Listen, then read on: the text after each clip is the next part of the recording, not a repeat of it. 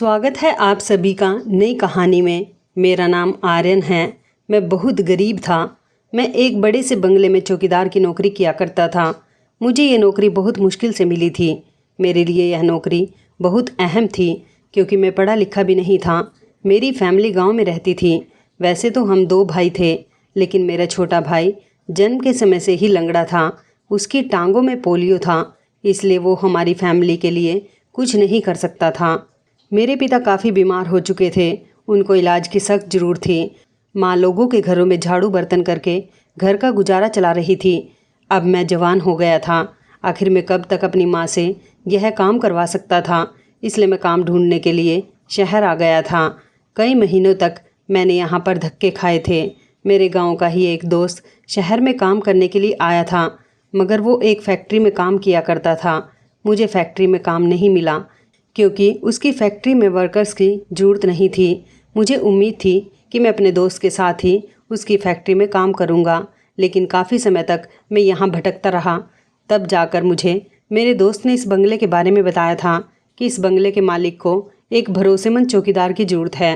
फिर यहाँ के मालिक ने मुझे नौकरी पर रख लिया था। मुझे इस बंगले में चौकीदारी करते हुए 1 साल हो गया था। ये बंगला एक बहुत बड़े बिजनेसमैन आदमी का था। वो अपनी पत्नी और बेटी के साथ यहाँ पर रहा करते थे और काम के सिलसिले में उनका विदेश में भी आना जाना लगा रहता था। इसलिए उन्होंने अपने ड्राइवर, नौकर और यहाँ तक कि चौकीदार को भी भरोसेमंद रखा था ताकि उनके पीछे उनके घर में कोई बड़ी मुसीबत ना आ जाए। वैसे तो उनके घर में चप्पे चप्पे पर कैमरे लगे हुए थे। मालिक सबसे ज़्यादा अपनी बेटी की तरफ से फिक्रमंद रहते थे। वो अपनी बेटी से बहुत प्यार करते थे। उनकी एक ही बेटी थी जिसका नाम सनाया था। कहने को तो सनाया मैडम के साथ घर में उनकी माँ भी रहती थी, मगर मालिक फिर भी सनाया मैडम के लिए बहुत परेशान रहते थे और उनसे बहुत प्यार करते थे। सनाया मैडम बहुत खूबसूरत थी और काफ़ी पढ़ी लिखी भी थी, मगर जब से मैं यहाँ पर नौकरी पर लगा था मैंने देखा था कि सनाया मैडम बहुत बीमार रहती थी। मुझे यहाँ के एक पुराने चौकीदार ने बताया था कि सनाया मैडम विदेश से अपनी पढ़ाई पूरी करके आई हैं और वो पिछले 2 साल से बीमार हैं। मालिक ने बड़े बड़े डॉक्टर से उनका इलाज करवाया, यहाँ तक कि विदेश में भी उनका इलाज करने के लिए ले गए, मगर सनाया मैडम की बीमारी का पता ही नहीं चल पाता। मालिक के एक फैमिली डॉक्टर भी थे जिनका नाम डॉक्टर त्यागी था। वो सनाया मैडम की सेहत के बारे में हर बार डॉक्टर त्यागी से ही पूछा करते थे। मालिक की बेटी लाखों में एक थी। मैंने उनको 1-2 बार देखा था क्योंकि जब मैं शुरू में यहाँ पर आया था तब वो नौकरानी के साथ गार्डन में टहलने के लिए आ जाती थी। नौकरानी पकड़कर उनको टहलाती थी। वो बहुत कमज़ोर हालत में लगती थी, पर अब तो काफ़ी दिनों से उनकी कंडीशन ऐसी भी नहीं है कि वो खड़ी भी हो जाए। वो इतनी बीमार हो गई है कि सिर्फ अपने बिस्तर पर ही लेटी रहती हैं। मगर जब मैंने उनको पहली नज़र में देखा था तब मेरे दिल में ख्वाहिश उठी थी कि काश मेरी ज़िंदगी में भी सनाया मैडम जैसी खूबसूरत लड़की हमसफ़र बनकर आ जाए। क्योंकि जब मैंने पहली बार सनाया मैडम को गार्डन में टहलते हुए देखा था तो उनकी चाल ऐसी थी कि मैं उन्हें देखता ही रह गया था। उनका एक एक अंग खूबसूरती से भरा हुआ था। इस पूरे 1 साल में मालिक को मुझ पर बहुत भरोसा हो गया था क्योंकि मैं किसी भी नए इंसान को बिना जांच पड़ताल और पूछताछ के अंदर नहीं भेजता था।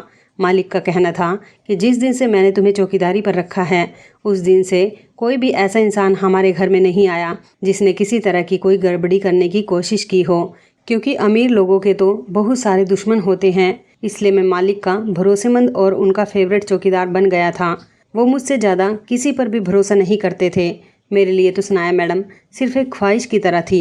मैं कहाँ और वो कहाँ, बस मैं उनके बारे में सोच ही सकता था। लेकिन वो अब इतनी बीमार रहने लगी थी कि मुझे भी उनकी फ़िक्र होने लगी थी, क्योंकि पिछले 1 महीने से वो बिल्कुल पागलों जैसी हरकतें करने लग गई थी। मुझे सनाया मैडम के बारे में घर के नौकर बता दिया करते थे, क्योंकि घर के अंदर 2 नौकर और बाकी सारी नौकरानियां काम किया करती थी, तो मेरी बातचीत उन नौकरों से होती रहती थी। ये सुनकर तो मैं बहुत डर गया था। मैं जब भी सनाया मैडम के बारे में सुनता तो मेरे दिल में उनके लिए बहुत रहम आ जाता था। भगवान जाने उन्हें ऐसी कौन सी बीमारी हो गई थी कि उनका इलाज भी पॉसिबल नहीं था। कुछ दिनों बाद मुझे मालिक ने अपने पास बुलाया था। उन्होंने मुझसे कहा कि मैं तुम्हारी जगह दूसरा चौकीदार रख रहा हूँ। उनकी बात सुनकर तो मैं हैरान रह गया था। मैंने कहा, मालिक आप ये क्या कह रहे हो? क्या मुझसे कोई गलती हो गई है ये नौकरी तो मेरा रोजगार है, मुझे तो कहीं यहाँ से अच्छी नौकरी मिलेगी ही नहीं।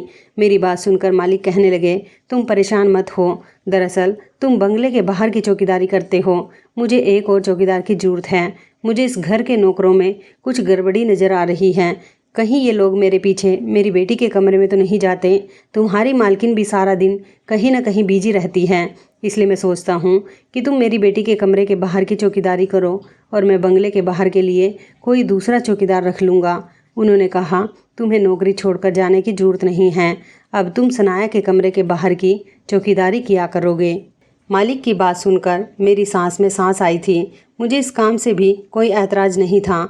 मालिक का कहना था कि मुझे तुम्हारे जैसे ही एक भरोसेमंद चौकीदार की ज़रूरत है, अगर तुम किसी को जानते हो तो मुझे बताना।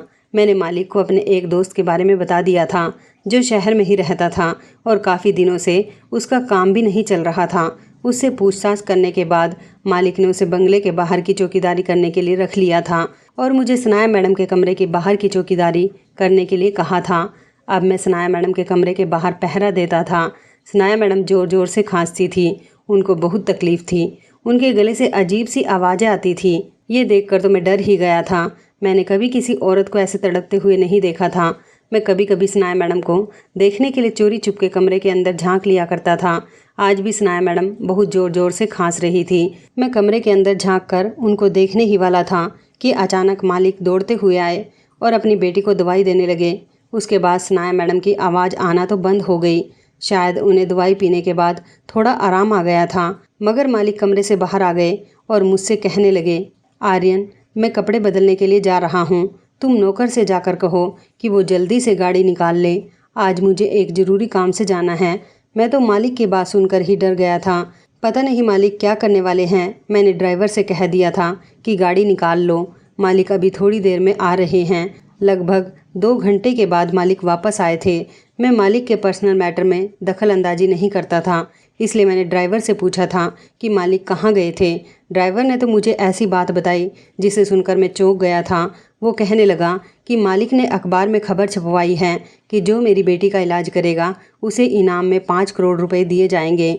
मालिक की यह खबर शहर के सारे डॉक्टर के लिए किसी लॉटरी से कम नहीं थी। 5 करोड़ रुपए की रकम तो बहुत बड़ी रकम होती है और वैसे भी मालिक के लिए इतनी बड़ी रकम कोई मामूली बात नहीं थी। वो शहर के सबसे बड़े बिजनेसमैन की लिस्ट में आते थे और वैसे भी एक पिता के लिए उसकी बेटी से बढ़कर कुछ नहीं होता। मैं सोचने लगा कि काश मैं डॉक्टर होता, मैं सनाया मैडम का इलाज करता और ज़िंदगी भर की कमाई कर लेता। कहते हैं कि इंसान सच्चे दिल से अगर कोई ख्वाहिश करता है तो भगवान उसे ज़रूर पूरी कर देता है। मैं उन दिनों सोचता रहता था कि सनाया मैडम का इलाज आखिर कैसे पॉसिबल होगा। मालकिन ने मुझे मना किया था कि मुझे सनाया मैडम के कमरे के अंदर किसी भी नौकर को जाने नहीं देना है। उनके कमरे के अंदर मालकिन या मालिक ही जाया करते थे। यह कभी कभी मालकिन डॉक्टर को कमरे के अंदर लेकर जाती थी, बाकी किसी को भी परमिशन नहीं थी कि वो उनके कमरे के अंदर जाए। एक दिन डॉक्टर त्यागी बंगले में मालिक से मिलने के लिए आए थे, लेकिन साथ ही साथ वो एक बड़े ही अजीब से आदमी को अपने साथ लेकर आए थे। उन दिनों मालिक छुट्टियों पर थे, इसलिए घर में ही ज़्यादा टाइम स्पेंड कर रहे थे। यह आदमी जो डॉक्टर त्यागी के साथ आया था वो बड़ा ही अजीब लग रहा था। उसकी कंडीशन बिल्कुल नॉर्मल इंसान से अलग थी। उसकी आंखें गोल्डन कलर की थी और बाल लंबे लंबे थे। ऐसा लग रहा था जैसे वो कोई तांत्रिक है। कपड़े तो उसने हमारे तुम्हारे जैसे ही पहने हुए थे, मगर शक्ल से वो बड़ा ही अजीब लग रहा था। डॉक्टर त्यागी उसे अपने साथ लेकर आए थे। उन्होंने कहा कि ये तांत्रिक दावा कर रहा है कि यह आपकी बेटी का इलाज करेगा, क्योंकि इसने अखबार में आपके 5 करोड़ रुपए वाली खबर के बारे में सुना है। मैं उन लोगों की बात सुनकर बड़ा हैरान हो रहा था कि तांत्रिक आखिर सनाया मैडम का इलाज कैसे कर सकता है। विदेश के बड़े बड़े डॉक्टर तक तो उनका इलाज नहीं कर सके, वो भी लाख ढूंढने के बावजूद भी सनाया मैडम की बीमारी का पता नहीं लगा सके। लेकिन उसने कहा था कि वो सनाया मैडम का इलाज कर सकता है और उनको पूरी तरह से ठीक कर देगा। उसके इतना ज़्यादा दावा करके कहने पर मैं सोच में पड़ गया कि ये आदमी सच कह रहा होगा। डॉक्टर त्यागी तो किसी काम से जा चुके थे और वो तांत्रिक वहीं पर बैठा रह गया था। वह तांत्रिक डॉक्टर त्यागी का जानने वाला था। डॉक्टर साहब के जाने के बाद वो तांत्रिक मालिक से बातें करने के लिए बैठ गया था। मैं अभी भी कान लगाकर उन लोगों की बातों को सुन रहा था। उस तांत्रिक ने कपड़े भी बड़े गंदे मैले से पहने हुए थे। उसके पास कोई थैला या कोई बैग भी नहीं था जिसमें दवाइयाँ वगैरह होती। वो तो खाली हाथ आया था। मैं सोचने लगा कि वो सनाया मैडम का क्या इलाज करेगा। उस तांत्रिक ने मालिक से सनाया मैडम के कमरे में जाने के लिए कहा। मालिक उसे सनाया मैडम के कमरे के अंदर ले गए थे। मैं भी उन लोगों के पीछे पीछे चला गया था। उसने मुझे बड़ी अजीब सी नज़रों से घूरा और मालिक की तरफ देखकर कहने लगा, इस लड़के को कमरे से बाहर भेज दो, मुझे आपसे बात करनी है, आपकी बेटी के इलाज से रिलेटेड। तभी मालिक ने मुझे बाहर जाने का इशारा किया। मैं बाहर तो आ गया, मगर मैं इस बंगले के कोने कोने के बारे में जानता था। मैं दरवाजे के कोने में जाकर ही खड़ा हो गया था, जहाँ से मैं उस तांत्रिक और मालिक की बातें सुन सकूं। पहले तो उसने सनाया मैडम को बड़े गौर से देखा। उसके बाद उसने मालिक से एक ऐसी बात कही जिसे सुनकर तो मेरे होश उड़ गए थे, जिसको सुनकर तो मालिक भी चौंक गए थे। उसने मालिक से कहा कि देखो बड़े साहब, आपको मेरी बात बुरी तो ज़रूर लगेगी और मेरी बात से आपके दिल को भी ठेस पहुंचेगी, मगर तुम्हारी बेटी का इलाज दवाइयों में नहीं है। इसका इलाज दवाइयों से नहीं हो सकता। आपको उसकी ज़िंदगी में बदलाव लाने के लिए अपनी बेटी की शादी करनी पड़ेगी। मालिक को इस बात पर कोई ऐतराज़ नहीं था। जाहिर सी बात है, हर पिता एक ना एक दिन अपनी बेटी को विदा करना चाहता ही है। मालिक ने उससे सवाल किया, क्या फिर मेरी बेटी की शादी होने के बाद वो बिल्कुल ठीक हो जाएगी? मालिक उससे 2-3 सवाल कर रहे थे, क्योंकि उन्हें ऐसा लग रहा था कि ये आदमी फ्रॉड भी हो सकता है। यह आदमी पैसों का सुनकर भी सनाया मैडम के बारे में ऐसी बातें कर सकता है। उस आदमी ने सनाया मैडम के बीते हुए कल की कुछ ऐसी बातें बताई जिसे सुनकर मालिक और मुझे यकीन हो गया था कि वो कोई बड़ा तांत्रिक है। उसने सनाया मैडम को पहली बार देखा था। उसने बता दिया था कि उनका जन्म कब हुआ था और किस जगह पर हुआ था, और पहली बार उनका एक्सीडेंट लंदन में हुआ था, जब वो अपने दोस्तों के साथ सड़क पर चल रही थी। मालिक को उस आदमी पर भरोसा होने लगा था, क्योंकि उसने सनाया मैडम के कुछ ऐसे राज बता दिए थे जिनके बारे में हर कोई नहीं जानता था। फिर उसने एक ऐसी बात कही जिसे सुनकर मालिक आग बबूला हो गए थे। वो तो आपे से ही बाहर हो गए थे जब उस आदमी ने यह कहा कि तुम अपनी बेटी की शादी किसी अमीर परिवार में मत करना, बल्कि किसी गरीब से गरीब परिवार में करना, बल्कि एक ऐसे आदमी से करो जिसने शुरू से ही परेशानियां देखी हैं और जो आपकी बेटी को खुश ना रख सके। ये बात सुनकर मालिक का मन किया कि वो उसका मुंह तोड़ दे। वो पागलों जैसी बातें कर रहा था। सनाया मैडम पहले से ही इतनी ज़्यादा बीमार थी कि वो अभी भी किसी परेशानी से कम बड़ी बात नहीं थी, मगर उनकी शादी अगर किसी गरीब लड़के से हो गई तब वो और ज़्यादा परेशानी में आ सकती थी, क्योंकि मालिक ने शुरू से ही उनको एक लग्जरी लाइफ दी थी। और फिर शादी करना कोई मजाक की बात नहीं थी, बल्कि शादी तो सारी ज़िंदगी का फैसला होता है। इसलिए सनाया मैडम किसी गरीब इंसान के साथ ज़िंदगी नहीं गुजार सकती थी। और इस दुनिया में गरीबों की कमी नहीं है। गरीब से गरीब रिश्ता उनको अपनी बेटी के लिए मिल सकता था, मगर वो एक अमीर पिता होते हुए अपनी बेटी को गरीबी भरी जिंदगी गुजारते हुए नहीं देख सकते थे। उस आदमी ने कहा, अगर आप ऐसा करने के लिए तैयार हो तभी आपकी बेटी ठीक होगी और उसका इलाज भी मुमकिन हो पाएगा, वरना आप अपनी बेटी को इसी हाल में देखते रहोगे और फिर एक दिन वो इस दुनिया से चली जाएगी। मालिक ये बात सुनकर परेशान भी हो गए थे और गुस्से से पागल भी। उन्होंने कहा, क्या तुम पागल हो गए हो? तुम क्या चाहते हो कि मैं अपनी बेटी को किसी गरीब इंसान के पल्ले बांध दूं ताकि उसकी ज़िंदगी खराब हो जाए? इससे अच्छा तो यही है कि वो इसी तरह बीमार पड़े पड़े ही मर जाए, मगर मैं अपनी बेटी की शादी किसी गरीब अनपढ़ जाहिल से नहीं करूँगा। वो आदमी कहने लगा, अब आपकी मर्जी है, मैं ये नहीं कहता कि आप अपनी बेटी की शादी ऐसे ही गरीब लड़के से करो जिसके साथ आपकी बेटी परेशान रहे। कुछ ऐसे गरीब भी होते हैं जो गरीबी में भी खुशी खुशी अपना गुजारा कर रहे हैं। आप अपनी बेटी के लिए कोई ऐसा रिश्ता तलाश करो जो आपकी बेटी को गरीबी में ज़रूर रखे, मगर उसकी सारी ख्वाहिशों को पूरा करे और आपकी बेटी वहाँ पर भी खुश रह सके। लेकिन आपकी बेटी का इलाज सिर्फ़ और सिर्फ इसी में है कि आप अपनी बेटी की शादी कर दो, वरना जानते हो आप कि क्या होगा। उसने कहा था, आप मेरे हुलिये पर मत जाना, मैं बड़ी पहुंची हुई चीज़ हूँ। यह कहकर वो खामोश हो गया था। फिर उसने ना जाने मालिक से क्या बात कही। मुझे पूरी बात सुनाई नहीं दी थी। मालिक तो बहुत ज़्यादा गुस्से में लग रहे थे, मगर फिर अचानक उस आदमी की बात सुनकर वो सुकून से हो गए। ऐसा लग रहा था जैसे कि वो आदमी की सारी बातों पर रजामंद हो गए हैं। थोड़ी देर के बाद तांत्रिक कमरे से निकलकर चला गया था। तांत्रिक के जाने के बाद मालिक ने मुझे इशारे से अपने कमरे में बुलाया था और वो खुद भी अपने कमरे में जा चुके थे। मैं उनके पीछे पीछे ही उनके कमरे में चला गया। मालिक ने मुझे कमरे का दरवाज़ा बंद करने को कहा था और खुद सोफे पर बैठ गए। उन्होंने मुझे भी अपने सामने बैठने के लिए कहा। मैं सोच भी नहीं सकता था कि वो मुझसे इतनी बड़ी बात करेंगे। वो मुझसे मेरी फैमिली के बारे में पूछने लगे, मेरे गांव के बारे में पूछने लगे और कहने लगे कि आखिर तुम कहाँ तक पढ़े हुए हो, तुमने क्या काम किया है, तुम्हारे पिता क्या काम करते हैं। उन्हें मेरी पूरी फैमिली की डिटेल चाहिए थी। एक एक करके उन्होंने मुझसे बहुत सारे सवाल कर दिए थे। मैंने एक एक करके उन्हें उनके सारे सवालों के जवाब दे दिए थे। उन्होंने मुझसे कहा कि मैं तुम्हें बहुत पसंद करता हूँ, तुम देखने में अच्छे हो, तुम गरीब हो, बस इसलिए अपने स्टैंडर्ड के कपड़े पहनते हो, लेकिन अगर तुम अमीर होते और अमीरों के जैसे कपड़े पहनते तो तुम बहुत अच्छे लगते।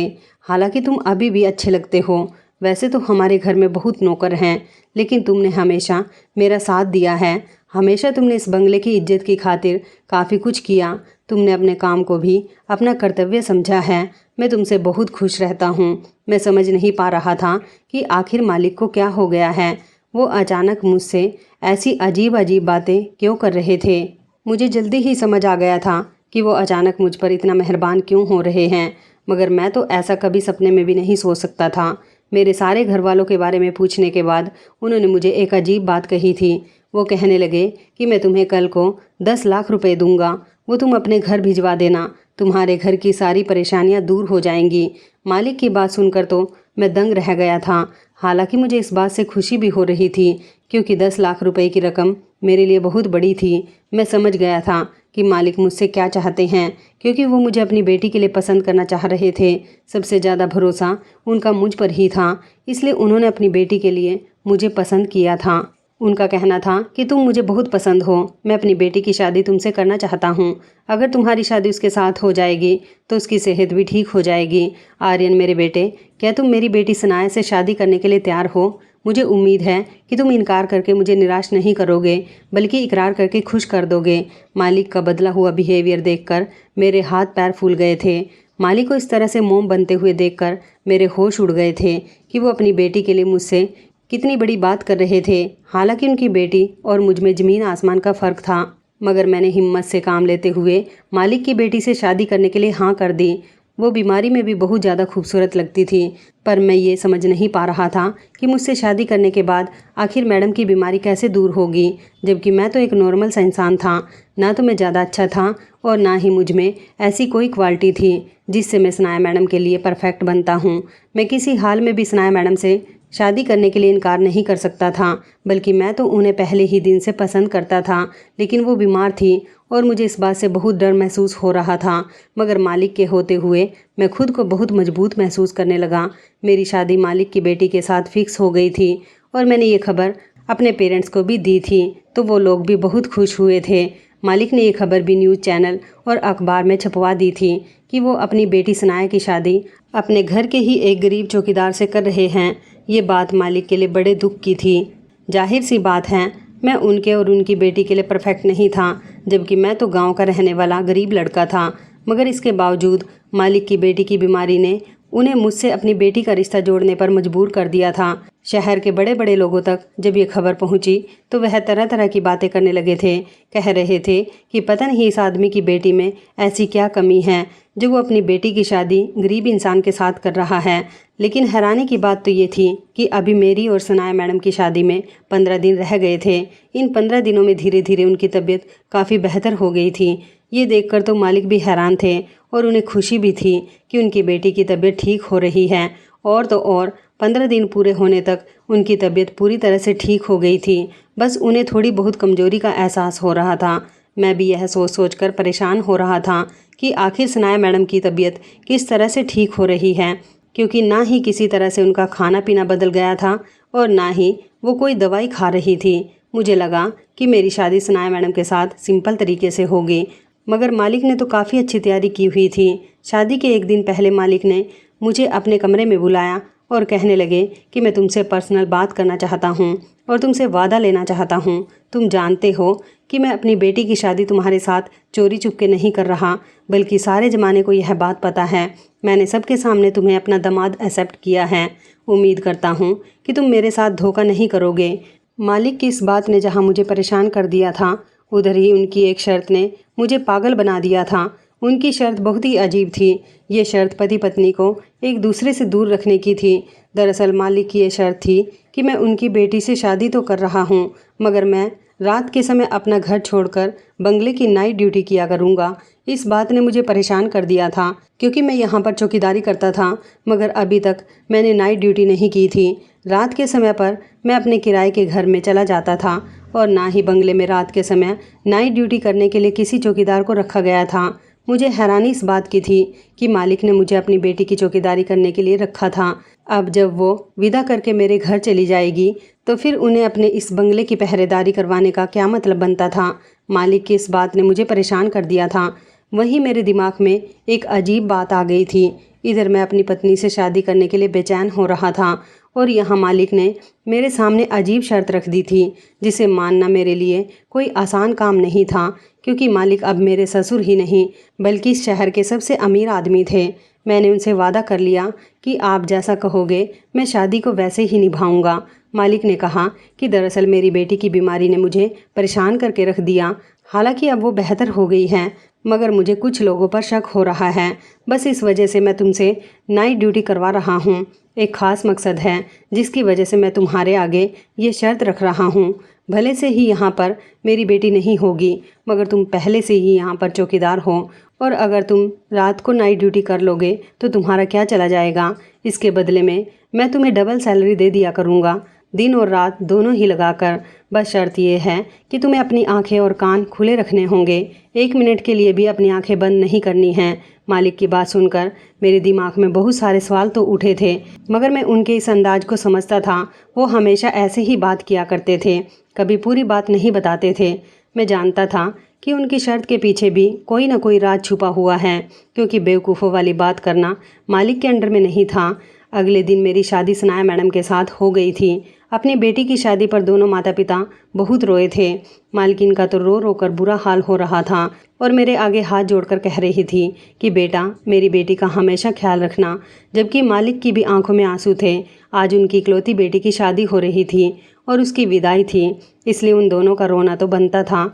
आज मेरी पहली रात थी तो मालिक ने मुझे अपनी बेटी के पास जाने से नहीं रोका, बल्कि मुझे खुशी खुशी परमिशन दी कि तुम जाकर मेरी बेटी का ख्याल रखो और उसे दवाइयाँ भी टाइम पर देते रहना।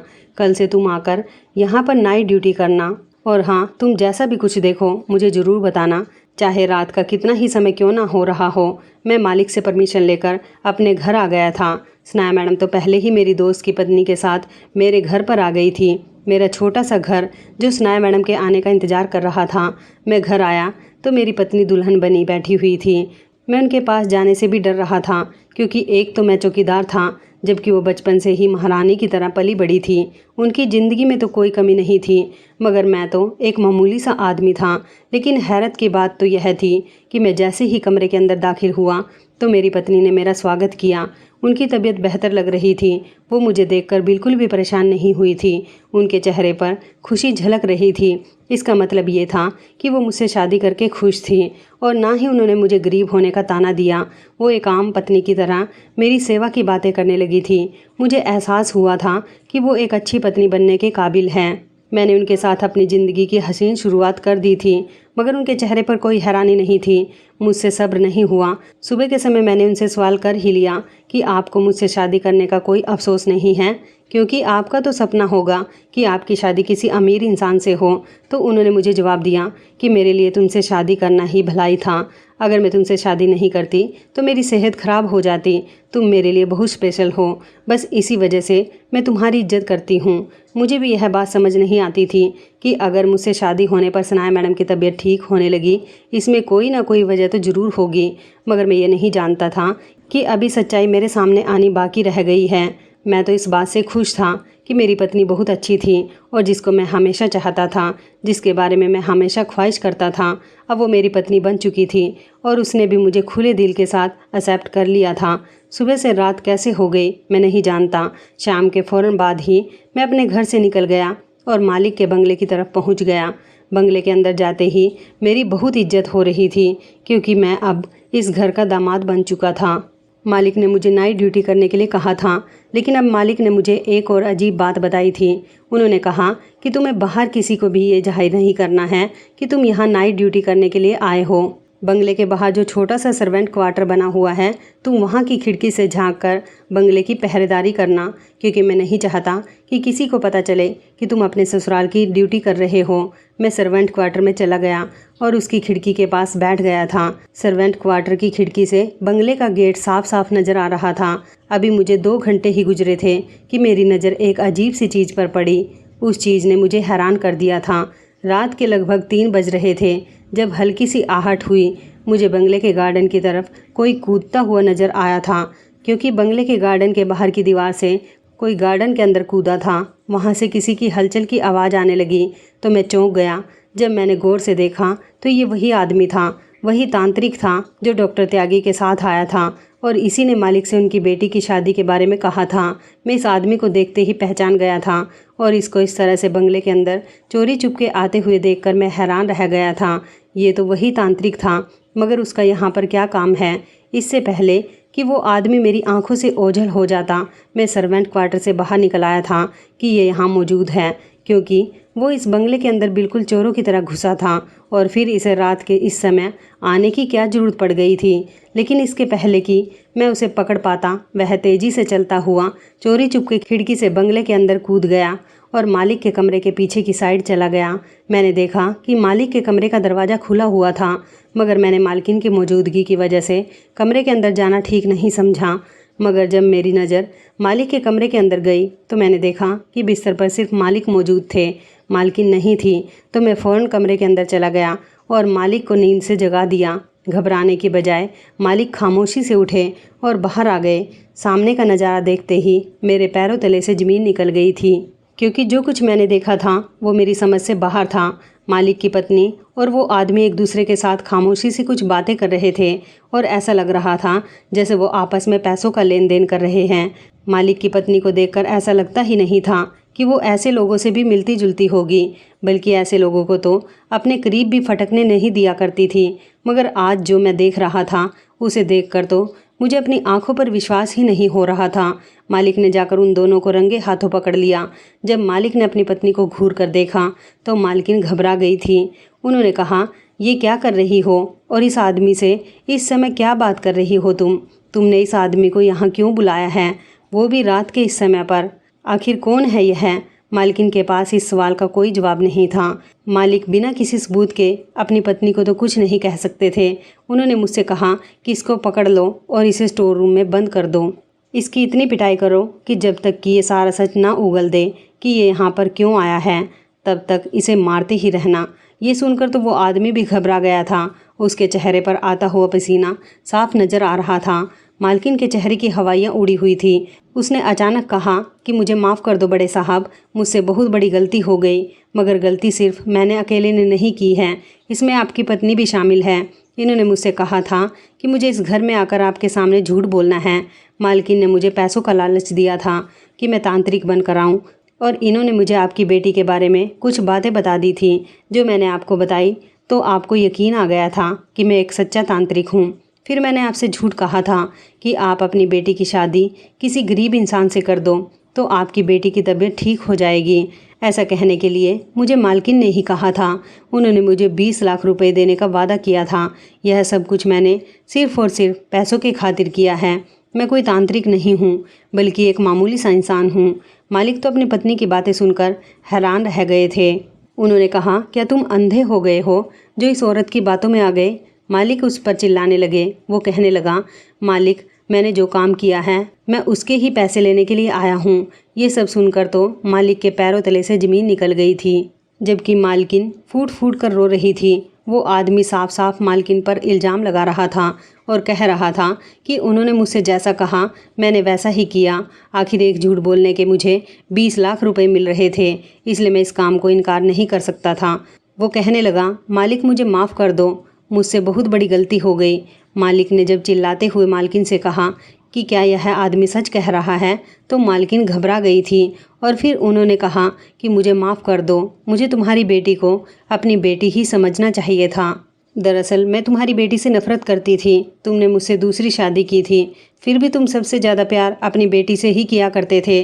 तुमने कभी ये नहीं सोचा कि मैं अपनी आंखों में कितने सारे सपने सजाकर आई थी, मगर तुमने सारा प्यार अपनी बेटी पर ही लुटा दिया। इस घर की एक एक चीज़ तुमने अपनी बेटी के नाम कर दी। मुझे तो कुछ समझा ही नहीं, यहाँ तक कि मुझे तो तुम सिर्फ अपनी बेटी की परवरिश करने के लिए ही लेकर आए थे। ये कहकर जब मालकिन रोने लगी तो मुझे आइडिया हो गया था कि यह औरत मालिक की दूसरी पत्नी है। वो सनाया मैडम की सगी माँ नहीं है, जबकि सनाया मैडम की सगी माँ तो कोई और थी। वो कहने लगी कि मैंने ऐसा इसलिए किया कि मैं तुम्हारी बेटी से बदला लेना चाहती थी। मालिक कहने लगे, कैसा बदला? तुम कितनी घटिया औरत हो। मैंने तुम पर भरोसा किया और तुमने इस आदमी के साथ मिलकर मेरी बेटी के साथ क्या किया है? मुझे पूरी बात सच सच बताओ। मालिक ज़ोर ज़ोर से चिल्लाने लगे तो उन्होंने अपनी गलती के बारे में बता दिया। उन्होंने जो कुछ किया था वो सब खुलकर सामने आ गया था। दरअसल मालिक की पत्नी खुद ही सनाया मैडम को उल्टी सीधी दवाइयाँ देकर बीमार करती रही थी। वो उनकी माँ थी, इसलिए कोई उन पर शक भी नहीं कर सकता था। और ये आदमी, इसने तो सिर्फ मालकिन के कहने पर झूठ बोला था, लेकिन एक आस्तीन का सांप भी था जिसने मालकिन का साथ दिया था। वो था मालिक का फैमिली डॉक्टर, डॉक्टर त्यागी, जो मालकिन के साथ मिला हुआ था। वो आदमी कहने को तो मालिक का दोस्त था, मगर मालकिन उसे ढेर सारे पैसे दे रही थी। वही था जो सनाया मैडम की सेहत खराब करने वाली दवाइयाँ मालकिन को दिया करता था, और मालकिन सनाया मैडम की दवाइयाँ और ओरिजिनल दवाइयों से बदलकर उन्हें मिला दिया करती थी। तभी तो सनाया मैडम ना बीमार हो रही थी और ना ही ठीक हो रही थी। उनकी कंडीशन बिल्कुल अजीब सी हो गई थी। वो पागल हो जाती, और मालकिन चाहती भी यही थी कि यह गलत दवाइयाँ सनाया मैडम को पागल बनाने के लिए थी, ताकि वो एक दिन इन दवाइयों को खा खा कर इस दुनिया को छोड़कर चली जाए और मालिक को ऐसा लगे कि उनकी बेटी बीमारी की वजह से मर गई। औरत भी कितनी अजीब होती है। मालिक की उनकी दूसरी पत्नी के साथ मोहब्बत की शादी थी। भले ही उनकी पहली शादी उनके परिवार वालों ने करवाई थी, मगर वो अपनी बेटी से बहुत प्यार किया करते थे। जब उनकी पहली पत्नी मर गई तो उन्होंने अपनी मोहब्बत से शादी कर ली। जब मालिक की दूसरी शादी हुई थी तो सनाया मैडम 2 साल की थी, और उन्होंने अपना सारा प्यार अपनी मोहब्बत को छोड़कर बेटी पर ही लुटा दिया था। इस बात की सारी ज़िंदगी मालकिन को जलन रही थी। मालकिन सनाया मैडम का दिमाग ख़राब करने की कोशिश कर रही थी। वो चाहती थी कि सनाया मैडम किसी लड़के के चक्कर में फंस जाए, जिसकी वजह से मालिक उन्हें घर से निकाल दे और उन्हें अपनी जायदाद से बेदखल कर दे। मगर सनाया मैडम एक बहुत ही अच्छी लड़की थी। उन्होंने कभी अपने पिता की इज्जत खराब करने के बारे में सोचा भी नहीं था। ऐसा नहीं हुआ तो मालकिन ने डॉक्टर त्यागी और इस आदमी के साथ मिलकर इतना बड़ा खेल रचा कि बेचारी सनाया मैडम जीते जी अपनी ज़िंदगी से हाथ धो बैठती। बस मरने के करीब थी, और मालिक भी अपनी बेटी की बीमारी से बहुत थक चुके थे। उन्होंने इस आदमी की बातों में आकर मेरी शादी अपनी बेटी के साथ करवा दी। ये सारी बातें सुनकर मालिक रोने लगे थे। मैंने पहली बार उन्हें रोता हुआ देखा था। मुझे तब एहसास हुआ था कि बेटी का पिता सच में बहुत कमज़ोर होता है। भगवान सबकी बेटियों का भाग्य अच्छा करे, उन्हें अपने अपने घरों में खुश रखे। इतना सब कुछ होने के बाद मैंने मालिक को भरोसा दिलाया था कि मैं सनाया मैडम से बहुत प्यार करता हूँ। मैं आपकी बेटी को दुनिया की हर खुशी देने की कोशिश करूँगा। मेरे लिए तो सनाया से शादी होना एक बहुत बड़ी खुशकिस्मती की बात है। दुनिया इधर से उधर हो जाए, मगर मैं आपकी बेटी को कोई तकलीफ़ नहीं होने दूँगा। मैं आपसे वादा करता हूँ। मेरी बात सुनकर मालिक को बहुत खुशी हुई थी। उन्होंने मालकिन को घर से निकाल दिया था। मालिक ने अपनी पत्नी डॉक्टर त्यागी और उस आदमी को पुलिस के हवाले कर दिया था। ये बंगला तो पहले से ही सनाया मैडम के नाम था। मालिक ने हम दोनों को इस घर में रहने के लिए कहा था। मैं अपनी पत्नी के साथ अब खुशी खुशी ज़िंदगी गुजार रहा हूँ, और मेरी पत्नी पूरी तरह से सेहतमंद है। मालिक भी अपनी बेटी को मेरे साथ खुश देखकर हमेशा खुश रहते हैं, मगर उन्हें आज भी बहुत अफसोस है कि उनकी पत्नी ने बहुत घटिया हरकत की थी। लेकिन उनकी पत्नी आज जेल में चक्की पीस रही है और उसे उसके किए की सज़ा मिल गई है। तो इस कहानी के बारे में आपकी क्या राय है, कमेंट करके ज़रूर बताइएगा। दोस्तों, आपको हमारी ये कहानी कैसी लगी, आप हमें कमेंट बॉक्स में ज़रूर बताएं। यदि आपके पास भी ऐसी कोई प्यारी सी कहानी है या फिर ऐसी कोई कहानी जिससे कुछ शिक्षा मिले, तो आप हमारे साथ उसको ज़रूर शेयर करें। दोस्तों, यदि आपको हमारी ये वीडियो अच्छी लगे तो आप हमारी इस वीडियो को लाइक शेयर ज़रूर करें, और ऐसी ही दिल को छू लेने वाली प्रेरणादायक कहानियाँ सुनने के लिए हमारे चैनल को भी सब्सक्राइब करें। यदि आप हमें फेसबुक पर देख रहे हैं तो आप हमारे फेसबुक पेज को लाइक और फॉलो ज़रूर करें। तो दोस्तों फिर मिलते हैं ऐसी ही ज़बरदस्त कहानी या टिप्स के साथ नई वीडियो में। तब तक के लिए धन्यवाद। आप सभी अपना ख्याल रखना। आपका दिन शुभ व मंगलमय हो।